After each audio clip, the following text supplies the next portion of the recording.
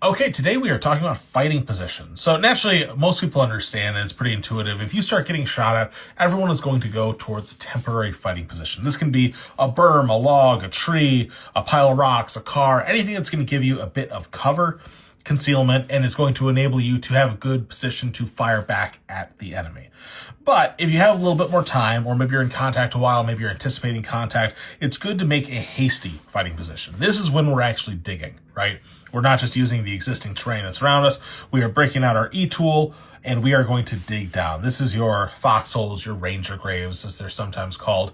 But basically, you're just going to dig down roughly 18 inches or so, the width of your body and the length of your body, just like a shallow grave, like I said, and take all that dirt and pile it up around the outside.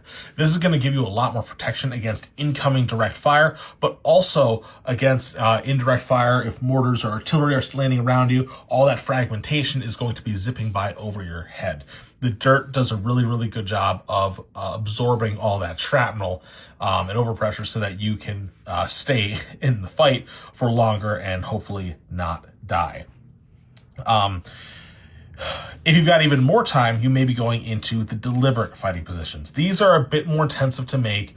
The ground may not always cooperate with you. Sometimes you get beautiful ground where you can just dig right through it. But if you're trying to dig through tree roots and rocks and heavy, hard clay, there may be, or if it's just sandy and it's just filling in, you may need some sort of engineering assets. You may need to come up with some solutions so that it's not collapsing in, or that you can actually dig into the ground. But if you can do it, ideally what you're going to do is you're going to dig down to armpit depth so that when the troop is standing there, he can shoot out, but he can also duck down if need be.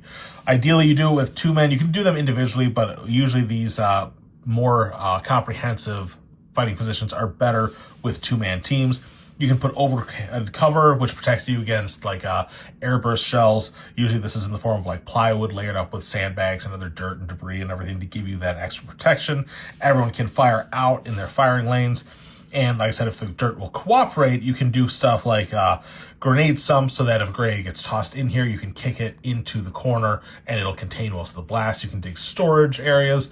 And if you want to go even more, then you start, connecting to other trenches for resupply so that you can, communicate to each other and you can crawl out. And from there, it's a short distance to building like big actual trenches.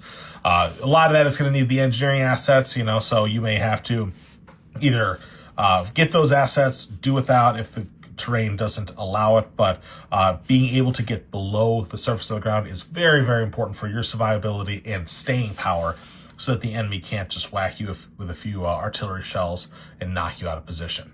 If you want to learn more about this, we just dropped all these fighting position cards on the website talking about like how to make fighting positions, how to do overhead cover, how to do all the stuff we just talked about right here.